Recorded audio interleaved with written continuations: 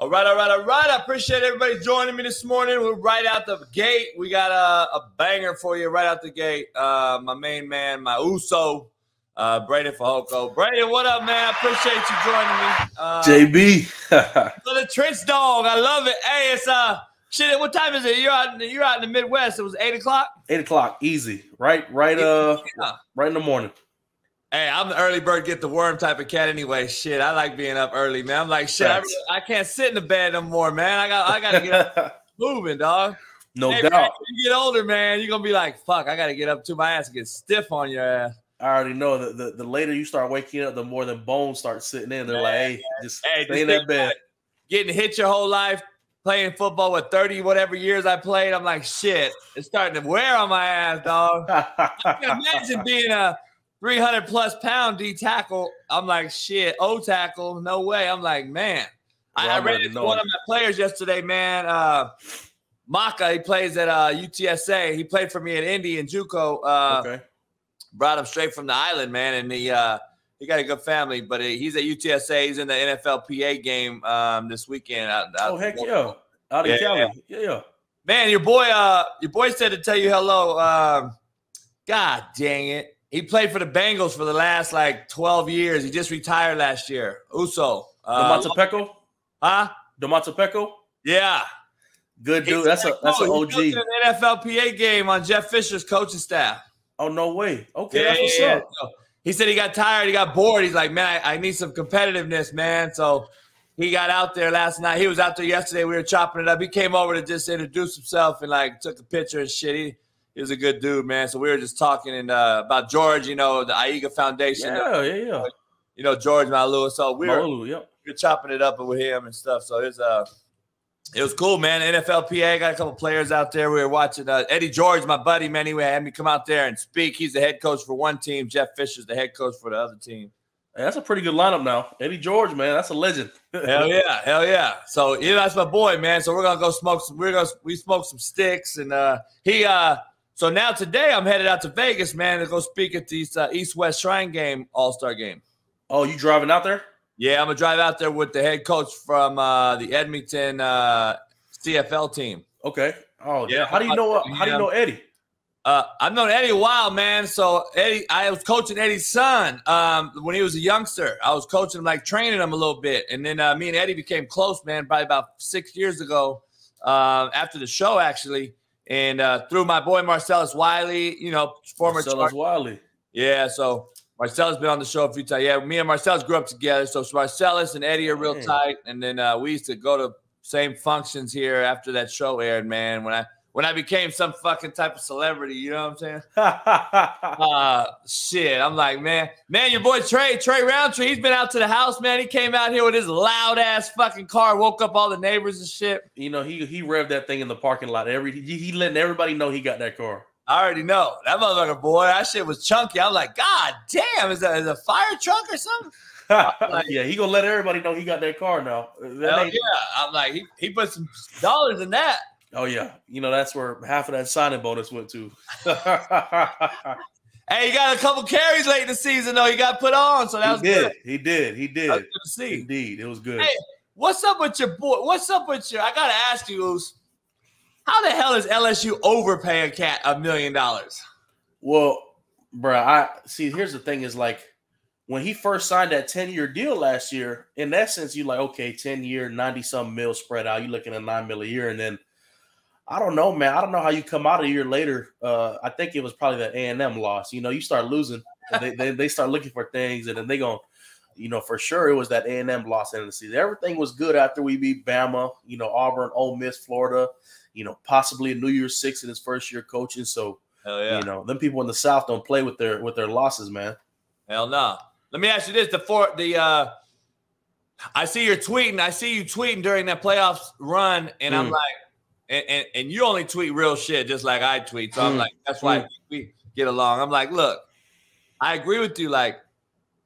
If Bama got in, it has that seasonal feeling that their ass could have won it again. Yeah. Do you think the best 4 teams were in the playoffs, and how the hell are they going to fix it before this 12-team playoff thing starts in a few years? JB, you know how I feel about it. I'm very emotional about it because Number one, there's a huge drop off in college football competitiveness between the top schools and everybody else. Hell yeah. I'm not just saying this because I went to LSU, but Georgia and Alabama right now are light years ahead of everybody, and you could possibly throw Ohio State in there on a year-to-year basis versus everybody else. There's teams along the college football realm that are going to have really good years. You're looking at like TCU, what they had this year, and years to come. Cincinnati the year prior. But when I look at college football, I want to be able to watch good competition. I don't want to watch a first round 52-0 blowout, right, in Cincinnati or an at large like UCF or something. I want to watch competitiveness. People don't want to pay for that. And so I truly believe Alabama was one of the best 4 teams this year, but half of America is, but TCU is deserving, and that's the product you get in the national championship. Hell yeah. That's man, I got this new shirt I made. It says mediocrity is the new excellence. Yeah. I'm telling you, like, cats are like, we are caught up with this. Let me ask you this. The coach of the year things came out. The coach of the year candidacy came out for the NFL. I saw that. And Nick Sirianni, Kyle Shanahan, Brian Dable, Sean McDermott. And everyone's pissed that MCDC and Detroit was left off and some other ones. And I'm like, well, look, to me, Tomlin deserves to be in the mix if we're going to talk about it. But I'm like, dog, when did we stop rewarding cats that are winners? Like, we like the guys that are just, MCDC's done a great job. Well, Caldwell was 9-7 and got fired. I saw that. I saw your post. This cat's 9-8 and didn't get in the playoffs, and everyone thinks he's done the greatest job ever. I'm like, look, he might have done a good job. He's got a pretty damn good roster up there. Defensively, not so well, but everything else, he does a good job. But I'm like, dude, Sirianni's won 2 in a row. He's on the verge of going to the Super Bowl. Shanahan the same. Andy Reid just does it every year. And no one, and everyone's like, oh, fuck it, it's expected. Let's give the job to Peterson. I'm like, dog. I'm just like, he's done a hell of a job, but we accepted mediocrity as our new excellence now in all sports, just sports in general, man. Basketball, fucking football, everything. I think in the NBA they call it voter fatigue, right? Load management. Load management. It's crazy. Because the way I look at it, right, I kind of compare it to my story, right? I don't want people to reward me because it's a feel-good story. I want people to reward me because I've earned it. Yeah. I think it's the same product with coaching, right? Yeah. It's a feel-good story when you see a team go above 500 for the first time in how many years, or you see a turnaround with a new coach in 1 year and they make the playoffs and all that. It's feel-good stories, right? But like you said, it's voter fatigue. Sirianni's had a great year. Shanahan has schemed up a great year, had 2 quarterbacks go out on him this year. Now he's on his 3rd quarterback. Pete Carroll. Pete Carroll, Andy Reid, like you said, has done it every year, and he's been doing it since even before his Philly days. You know what I'm saying? And I think people kind of get the nuance of like, man, this is such a feel-good story. Boom, let's put them in there.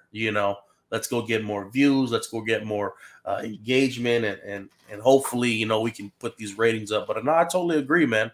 I totally agree. Let me ask you this: first of all, I want to clear the air for this your guys' end of the season. People don't understand. I'm like, everyone's like, oh, you got to ask them about the game. I'm like, not really. I said, if you've ever fucking played football, we've taken leads before and we've lost leads before. So just tell everybody, football happened. People forget last year. People forget last year in the AFC Championship, the Chiefs blew an 18-point lead, and in the Super Bowl, a 28-3 lead. Who was the OC in the Super Bowl for the Falcons that year? And so it happens in football. I'd love to sit here and say, hey, we're getting ready to play for the AFC Championship, but man, shit happens. That's the game of sports, man. You got to compete for all 4 quarters. And I think that's what makes it special, man, is because, we don't get as much opportunities as basketball or baseball and having these many games a year.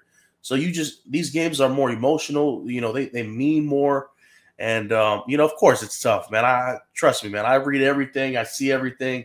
Everybody's waiting to to get in on the train of, oh, it's Justin Herbert, this and this. But, you know, that is what it is. That's the generation we live in today. That's how it's going to be, and that's how it's going to continue to be.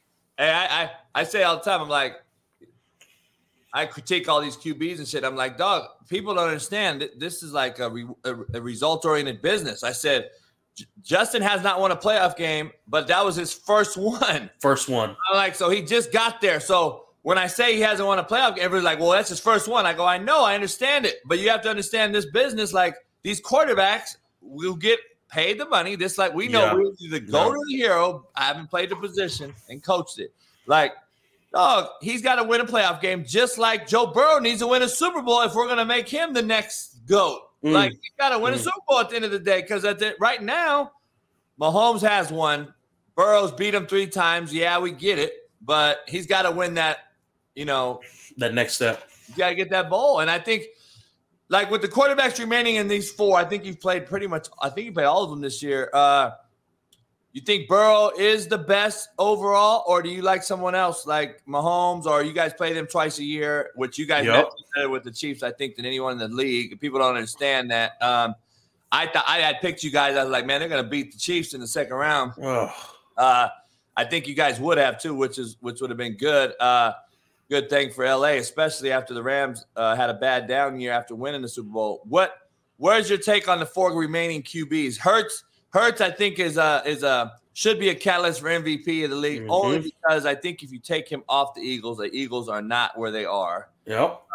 And I know for a fact that's the same way in Cincinnati. I think you can take Burrow, though, to any of these 4 teams remaining, and I think that team is scary with Burrow, whatever team's remaining. So, and then you got Mahomes, who's, you know, everyone anoints fucking like that he's already the best ever, and I'm just like, goddamn, pump your brakes. But I'm just like, out of these 4, you got the rookie, Mr. Irrelevant, who's out here just swagged out doing his thing, but I think he's surrounded by a hell of a roster and a great roster, putting him in a great position. Hey, Oos, I'm curious. If he gets down, that is what I want to see. I want to see if he can come back from being down, because we haven't seen that yet. Well, that's the ultimate test of a quarterback, right? Is to see how well you can lead your team. Not when it's high, but when it's low. I think for these 4 quarterbacks, I'll start off with Joe, right? You know, I think what makes Joe special is he knows how to control the game. I think that's what you want out of a quarterback. You want somebody when you're up to control the game, when you're down to lead you back. I think Joe does that. I'll go to Pat.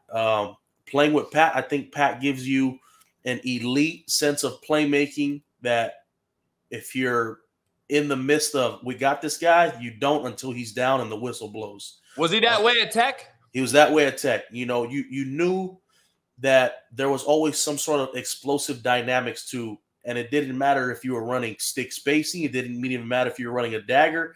It didn't matter what kind of play you were running. All Go Special, you knew there was some type of life behind the plays you were going to run because he gave you that every play.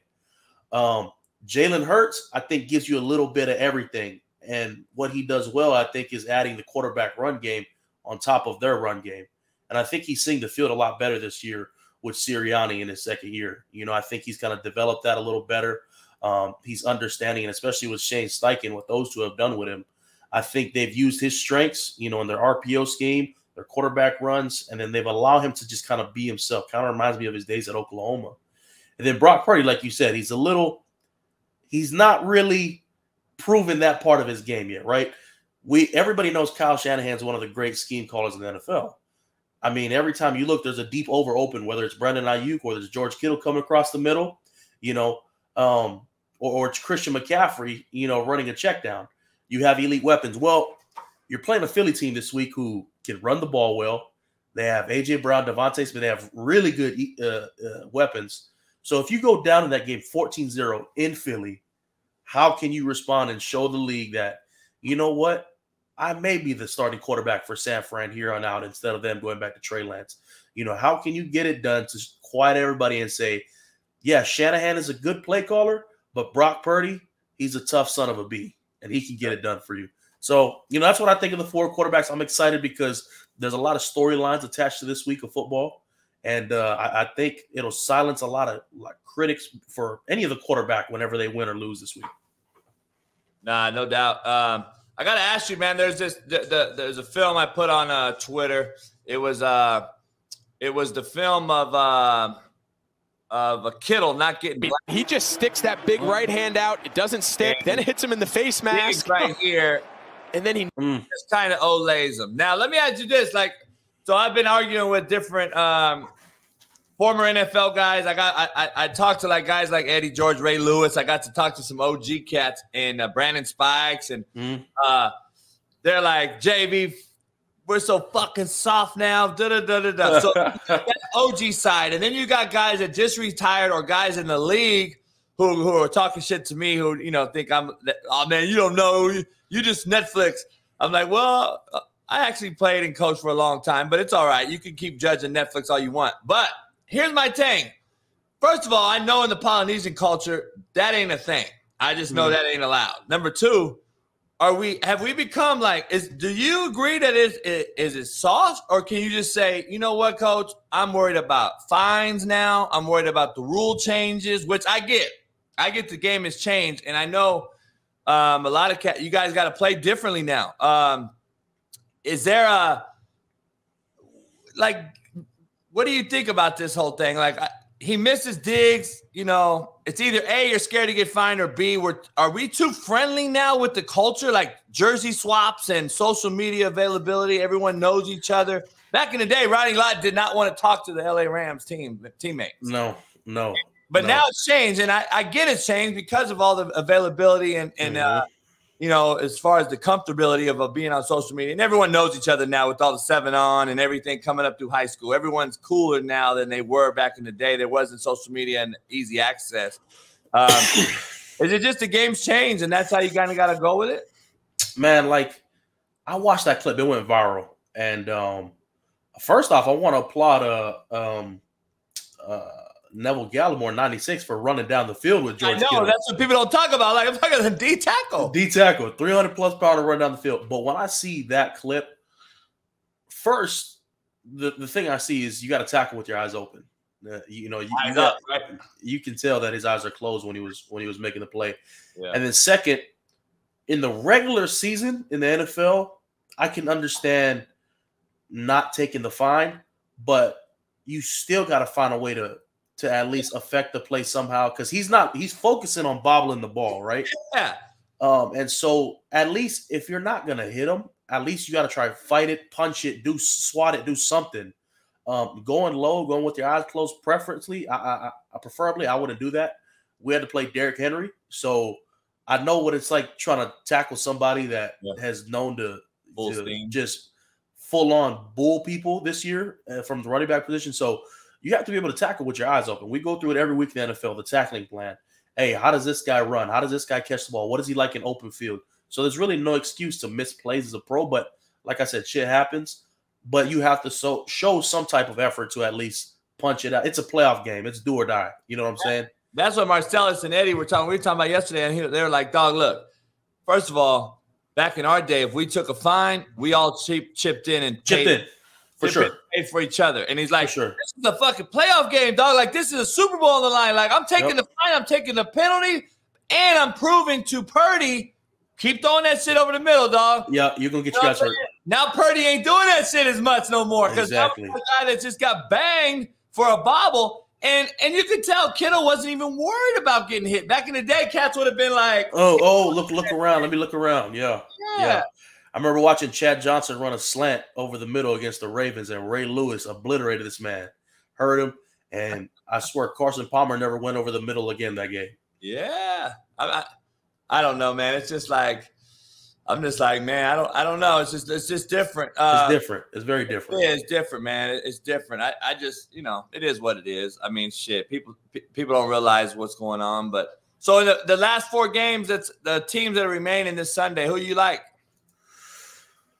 Oh man, in the NFC, gonna be a tough one. I like.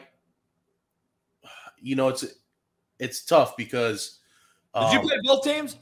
Played Philly last year. We played San Fran this year. They both give you different strengths. I don't know how you how you block up San Fran's front. I don't know how you block up Philly's front. I know. So I'm interested to see how both coaches kind of scheme that up offensively. Yeah. But I really like San Fran because I just feel like they just give you a lot more on defense, man. Yeah. You can control the game, especially how they are against the run. And Philly, I mean, they had like 236 against the Giants, last week. So, man, I like San Fran because I really like what Fred Warner and Dre Greenlaw have been doing this year. I know the D line gets a lot of credit. Nick, Arik, Omenahu, and all those guys. And of course the back end coverage, but Fred and Dre, they just, I saw a stat where they compared those two to the 2012 linebacker core of Navarro and Pat Willis. Yeah. I like San Fran in that game. And then in the AFC Championship, I do like Kansas City. To beat a team twice in the same setting, the AFC Championship on the road, I feel like that's tough, man. Just like that's tougher than beating a team 3 times. 3 times. That's what I'm saying. Like when everybody kind of peaked at, if we had beat Jacksonville, it's going to be Kansas City and Arrowhead, and it's tough to lap a team 3 times, man. Let alone playing them twice in the same venue, the AFC Championship. So, I truly believe that even though Pat is hurt, man, Kelsey's one of the best in the game. You can't run zone against him.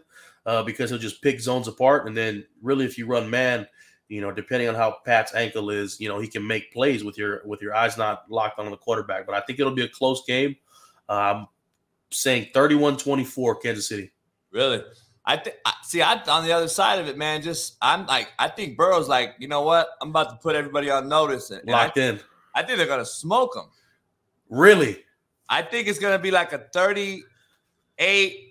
38-17 type of game. It's crazy because Joe has pretty much owned the Chiefs since he's been playing them. 3-0, yeah. 3-0. That's what I'm saying. That's another thing, man, is like, and then you got to see, man. That mental block. It's locked in. He's not worried about, we're playing this team 3 times, or that's what I said, man. Joe's one of the best at managing a game. When I played with him at LSU, I mean, even though we blew out teams, it was like we always had the game in control. So. Hey, you're in rare company. People don't realize you got to play with Pat Mahomes in college at Texas Tech. You got to play with Burrow at LSU, won a national title. Like, are they very similar as far as their approach? Because I love how Mahomes came back in the game after getting hurt. I hate to see these cats just so quick to say, all right, I'm done. He fought. He was pissed. He threw his shit. He was like, man, I'm not coming out. Mm-hmm. And I love to see that now. That's toughness. That should be in the quarterback's manual. Right? Yep. The unwritten rule.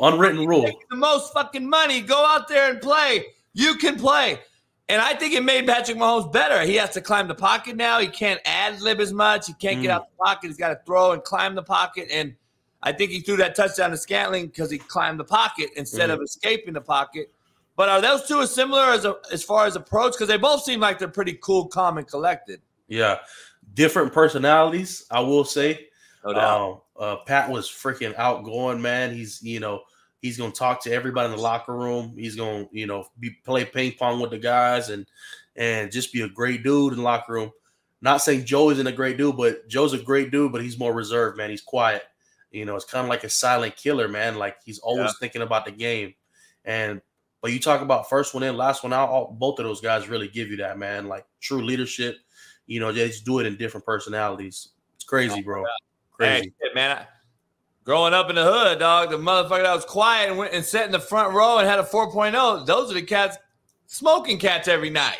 Got to. You worry about him. You know what? The guy that don't say much in the room, that's the one you got to be careful for. Hell yeah. Hey, you're a Laker fan, aren't you? Or just a Kobe fan? I'm a Kobe, man. Growing up in Hawaii, I'm a Kobe guy, man. I love Kobe. Me too. I'm the same way. Let me ask you this. Did Drake fuck this picture up? I want to say he did, but I see the Kobe on the OVO jacket, so I'm like, I can't be mad at it, man. Oh, I know. It's on Drake's jacket. I'm like, dog, Drake, sit your ass down. Sit. He wants to be a part of everything professional, man, whether it's NBA, NFL, other rappers, other singers. Drake's always going to tie himself into it. Hey, it's his he passed away 3 years ago today already. Mm-hmm. Mm-hmm. And I'm a Laker fan, but I'm not a LeBron guy. So I got to ask you, because I know you're a Kobe guy. I'm a Kobe guy. And you got an old soul. Like, I've been watching 1,000 videos lately of every single player, like AI, Barkley, Shaq, all these big-time players. When did we just pass up Kobe and just stop talking about him? Like, everyone in the media and everyone, they don't even mention Kobe. And all these players are like, I saw a thing with T-Mac yesterday, and T-Mac is he's going to come on this show. I talk to T-Mac quite often. He's like, JB, the most skilled player I've ever seen, including Jordan. He's the best. Kobe is the best. And he's like, nobody talks about it. Like, why are we just skipping past him and going right to LeBron and all these things? Like, dog, where is Kobe at in all this shit, homie? Like, a lot of recency bias. He's not around, so people kind of like put that to the side. Let's focus on the guys now. But game is game, man. You gotta pay homage to guys that the cats that have done it and done it at a high level for a long time, and he did that. Like you said, T-Mac said, man, that was the most skilled guy. Kobe could go left, he could go right. In his prime, if he wanted to, he could drive and dunk on your ass. You never knew if he was going to pull away, back shoulder fade away. If he wanted to pull up from the three, he could. And what I really love about Kobe is Kobe always played defense. That's how he made a staple in the NBA. Kobe was going to play full court defense, and when he did that, and I remember watching an interview, he always did it to set the tone for his team. They knew that if our best player, one of the best players in the game today, is out here playing defense, bro, there's no excuse for us to do it. So, man, I've always loved Kobe. I grew up watching him. They would come to the Stan Sheriff Center and at the University of Hawaii. They would come and start the preseason there. It was such a good experience. And then, just when he passed away, it was like you lost a family member, Hell yeah. Like, it just kind of shit like when it hit us, like, damn, man. And, it shows you that, death don't discriminate. You gotta live every day. You gotta appreciate it. And, I always reminiscing on Kobe videos, man, like every now and then.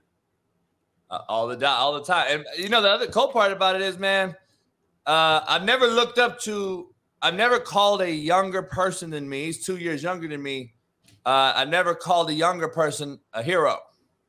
And that's the first cat I called a hero and that was younger than me. So it was just one of those things. I'm like, dog, he's a different cat. I mean, he just was a different cat, especially in LA, having watched him win all those titles and all this different shit. I'm like, dude, he's a different dude.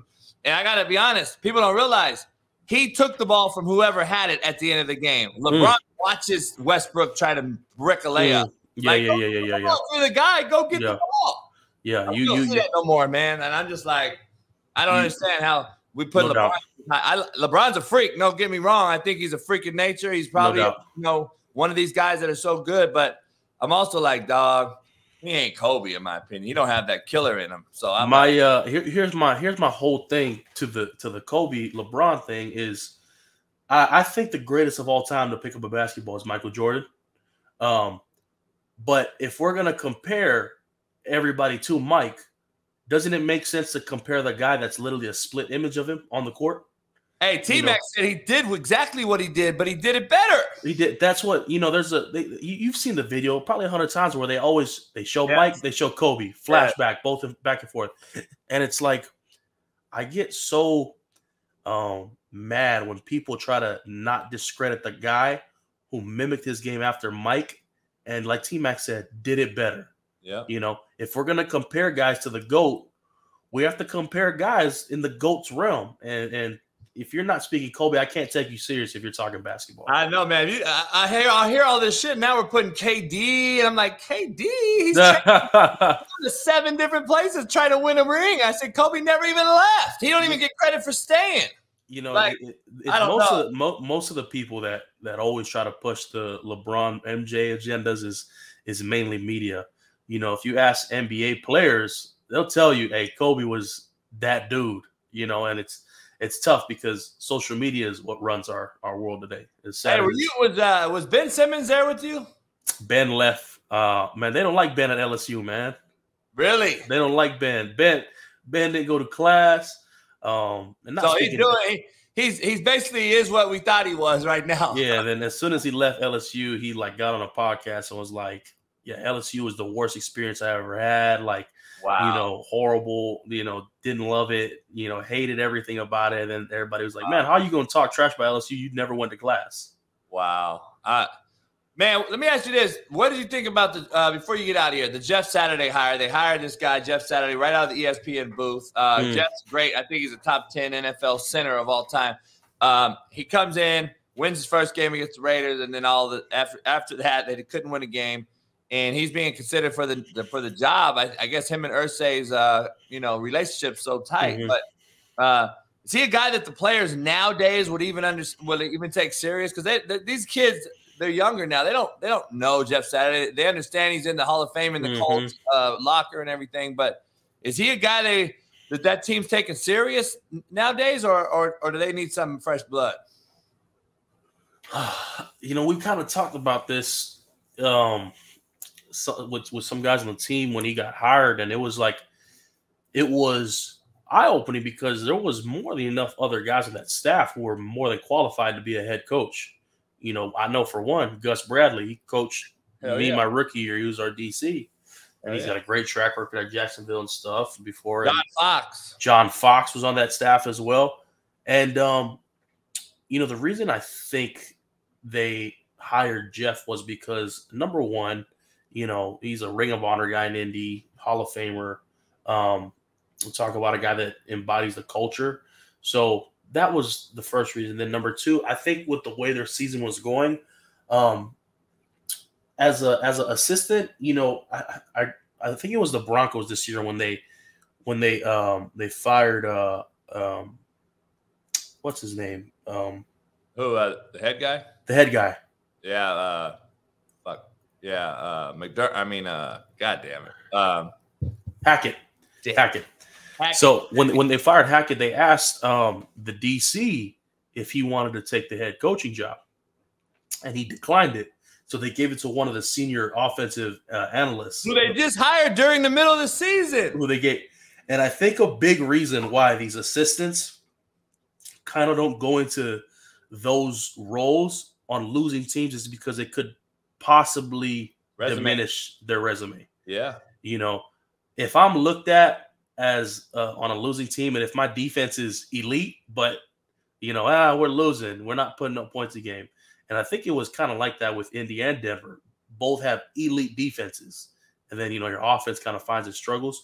Well, now, after the season's done, you're not looked at as a head coach that took upon the job. You're still looked at as the DC that came in and had an elite top 5 defense. So I think that's kind of the reasons why, when you go through these interim coaching changes midseason, you kind of have to look at how the team's going versus, how you're actually performing as your coaching designation, whether you're a DC or a position coach. They're always going to look at you, what you did last, not as a whole body of work, So I think that was part of the reason the Jeff Saturday hire happened. They already were going to have a losing season, but I think it was just kind of like a feel-good hire. Like, hey, come in. Guys, we're going to run the ball 40 times, which they should have been doing all season. They have the highest paid O-line in the league. Right. I don't know why they tried to get cute, trying to be like a little spread offense. You invest in Brian Kelly, the best guard in the league, Quentin Nelson. Run the dang rock. Those guys want to run the dang rock. But, that's my thoughts on it. Yeah, no doubt. I appreciate it. I'm just like, man, I was at that Raider game with my buddy Pat Perez, a golfer. We were at the game, that first game for Saturday, and they finally ran the rock. They put Matt Ryan in after they had, put him down as a backup. They start him. They make a decision after Reich was let go. And then I'm like, all right, so the team looks like they've rallied around him. And then I'm like, in the NFL, though, man, that rah-rah shit just don't last very long in the league. Paid millions of dollars. When cats are getting paid and they're here to win games, like MCDC last year in Detroit, all that hoorah, and then they lost, and then he's crying. And I'm like, dude, people in the NFL, the players, this different league. It's a grown man league now. There's not a lot of time for losing. We're like, oh, it's a results oriented. We got to win. We're trying to get our next contract as players. We're trying to figure this thing out. We got to win some games. But it is what it is. Different generation. So I mean, very different. I don't know, man. I think I agree with you 100%. I've said it on this show. if Saturday doesn't get the job, which I don't think he will, it'd be crazy. I don't know, but he'll never coach again. That's what I'm saying. You know, his resume is tarnished. Irsay pay him big time. Like, here, dog, go back to ESPN because you're never going to coach again. No, like Auburn ain't calling him to take the job or any college. You know what I'm saying? So it's like, come on, man. I think with something like that, though, I think it's one of those things where you work out with the owner. Like Jeff and I think Irsay knew for sure the season was going to go the way it is. So I think it's smart that, yeah, Jeff won't get the head job, but you keep him on staff, kind of thing, right? Because you know, I mean, that you basically he had to take a bullet for everybody. Nobody wanted to be in that position, and so I think that's why Irsay, when he went and got somebody, he went and got Jeff Saturday. You know, yeah, no coaching experience, but you can't be mad at the guy what he did for the Colts in his whole career. You know, being a staple in the Ring of Honor, Hall of Fame. So it's like, yes, we're mad because we're losing, but hey, we got Jeff Saturday. You know, it's kind of like a morale thing. So I do think, you know, he won't get the head job, but I do think he will be around in that facility, whether it's as an assistant coach, an analyst, you know, probably like an Antonio Gates. You know, what he does for us, he's just like a player rep guy. You know, they give him a title, you know, give him some cash, some bread, but we never see him. Right. Yeah, exactly. They break him off, but it is what it is. It is what it is. Hey, man, I think if you guys, the way you guys finished the season, as injured as you were, are you surprised that, well, I'm not surprised. I think the way that the season ended for y'all, I think hurt Staley's chance. But I think Staley would have been in the mentioning of Coach of the Year probably is how you guys ended the year, winning those games, winning 10 games when you guys were as hurt as you were. No J.C. Jackson, who's a JUCO guy, by the way. So I recruited the hell out of the kid. Like, you lost a lot of pieces, man. Bosa. Like, I mean, it's just Mike Williams, all these different guys. Like, did he do a good job rallying you guys around you guys? And is it fair to say, you know what, this guy is a defensive-minded coach who we know is the analytic guy and we know all that already. Is there a buzz in the league? Is there a buzz in the league now that offensive coaches should be hired to coach big-time quarterbacks such as a Herbert or a Mahomes has Andy Reid? You got, you know, Peterson and Trevor Lawrence. Like, there's all these quarterback guys that have these young QBs. Is that even a thought nowadays, or do you think Staley's the guy because he understands defense? I know you guys made a move on offense on as coordinator, and I had his dad on. I had Lombardi's dad on the show. Is there any validity to that? Or do you think, nah, it's the best man, period? I don't care if it's offense or defense. I don't care what quarterback we have either. That's tough. That's tough, JB, because, you know, as a head coach, you know it as well. You can be a guru at what you do, but if you don't have control of that locker room, you'll never win games, man. Never. You know, I think it's cool that these young quarterbacks are having, you know, quarterback guru or offensive-minded coaches, right? That's cool. And I think all of them are now in the Final Four are all offensive-minded, like, because, you know, McDermott just lost. He's a defensive guy. And when I look at it, I'm like, okay, you know, I look at Kyle Shanahan and Sirianni, Andy Reid, and who am I missing? Oh, Zach Taylor from the Bengals. And it's like, okay. Another coach of the year candidate who's not mentioned. That's what I'm saying. And I'm like, okay, it's cool, right? You have offensive-minded coaches, but I think you have to look at what's best for the team. We do have generational quarterbacks. I think this is the best the league has ever seen from a whole group, crop-wise, in quarterbacks. And athletically, for sure. Athletically, for sure. And then, you know, part of me is like, yeah, you do want the best for your guy, but it's like, what happens after that? Because you look at Arizona. That's a match made in heaven, right? You have a quarterback offensive guru, but then, you know, you have Kyler Murray. So from the outside looking in, you're thinking Cliff Kingsbury, Kyler Murray, oh, this is a match made in heaven, 50 points a game. But it doesn't always work out like that. If you never have control of your locker room and if you never have total buy-in of your culture, it doesn't matter if you have I don't care, the best coach of all time, Right. you know, coaching the quarterback or you know, an elite, or Ray Lewis coaching the linebackers. Yeah. If you don't have total buy-in, it's never going to work out. Yeah.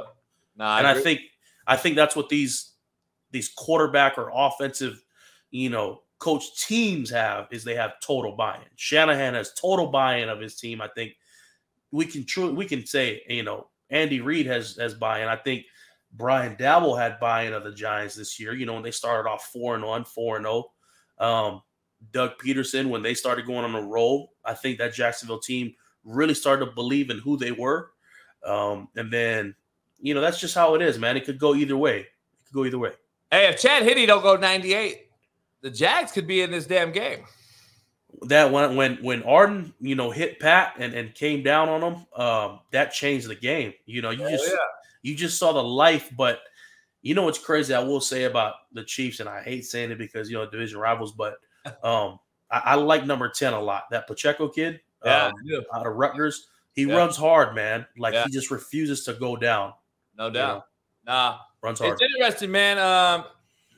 Man, just talking to you, I see coaching all over you, man. You're going to be a coach in 20 years when your career's over. You're going to play about 10, 12, 15 years in this league, man. So kudos to you for fighting through it this year. I know you're on your rookie contract. You got it done. You got in there. What's the offseason plan, man? Are you just grinding and getting ready to go? Is it all go? Everyone's about in. You got a hell of a roster returning. You could argue a top 3 or 4 roster in the league. You guys like where you are right now? We do. You know, a lot of the decisions is way above my pay grade. But you know, I think as a foundation, we have a good quarterback. We have 2 really good receivers. You can build off of that. We have 2 of the best edge players in the league. We have, you know, the best safety in the league, in my opinion. J.C. Jackson comes back next year. Asante Samuel is a young stud. We know about him. I think Michael Davis played really well towards the end of the year as one of the most locked down man DBs. When he got hurt in the Jacksonville game, it really hurt us. In my opinion, I think we should get another weapon for Herb. I'd love to see him just bombs away on teams.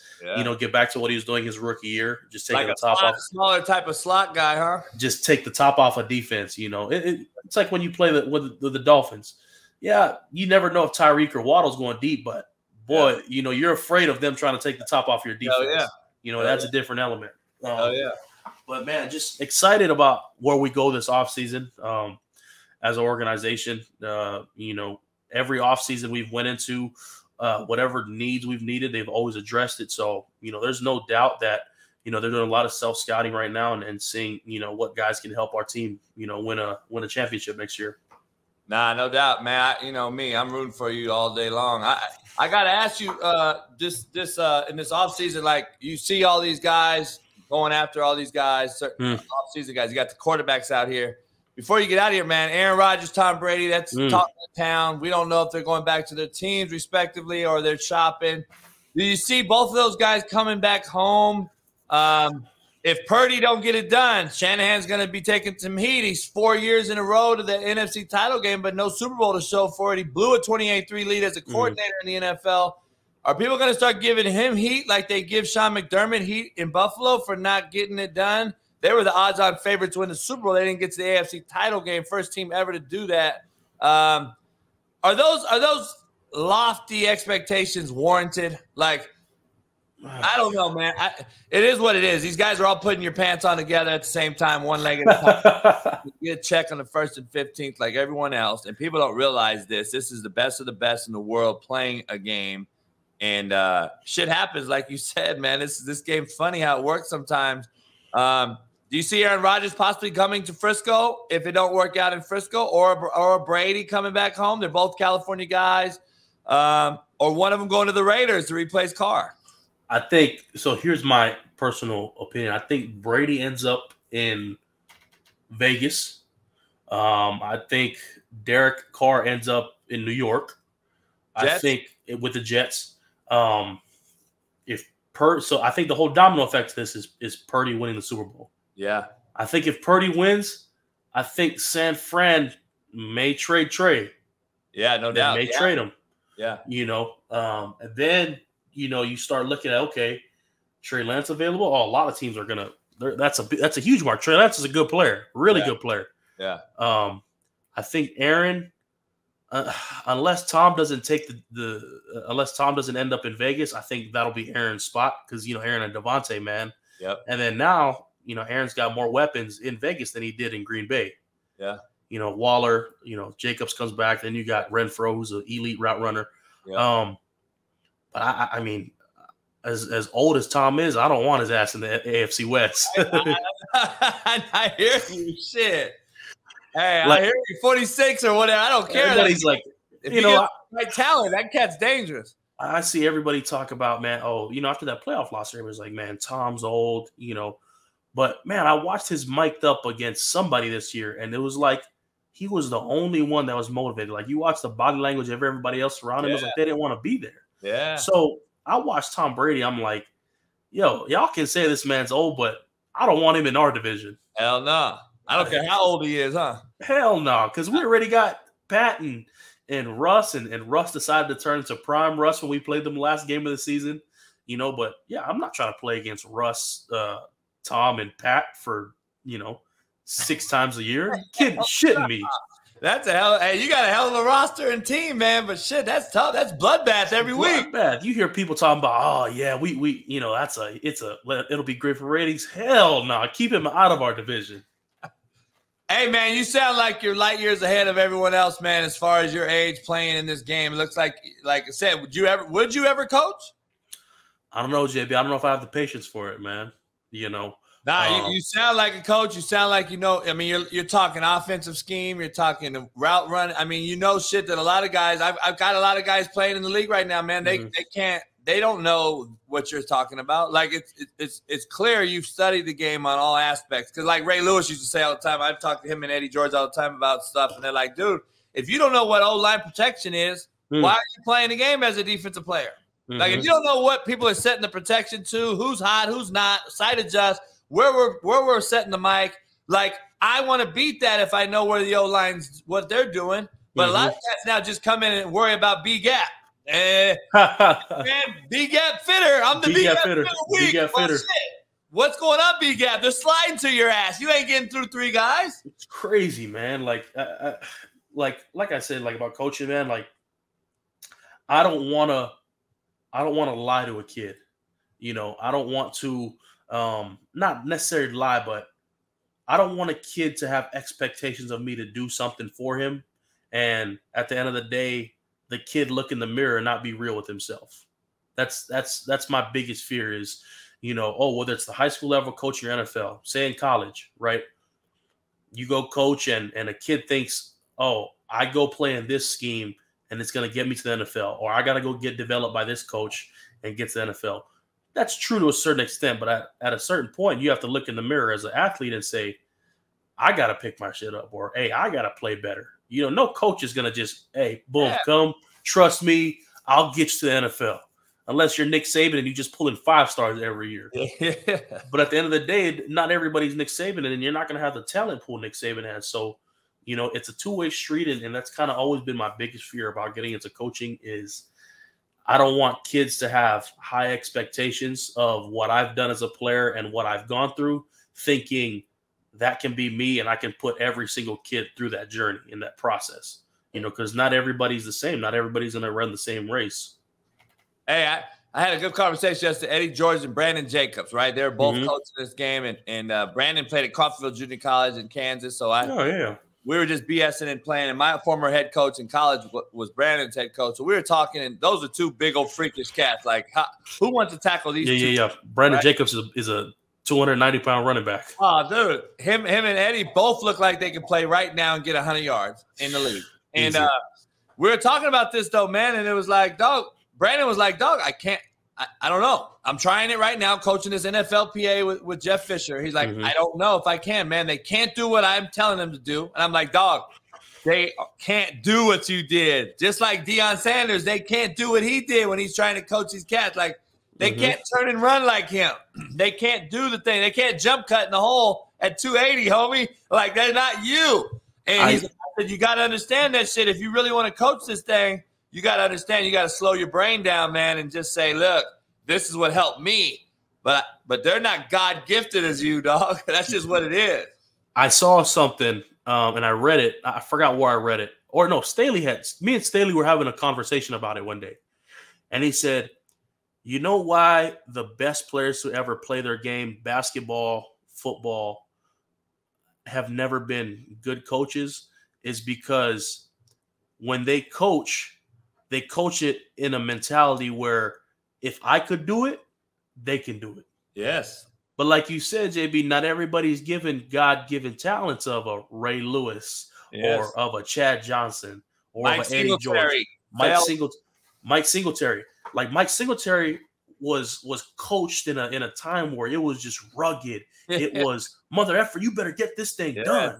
Yes. You know, and you look at who was that tight end that walked off?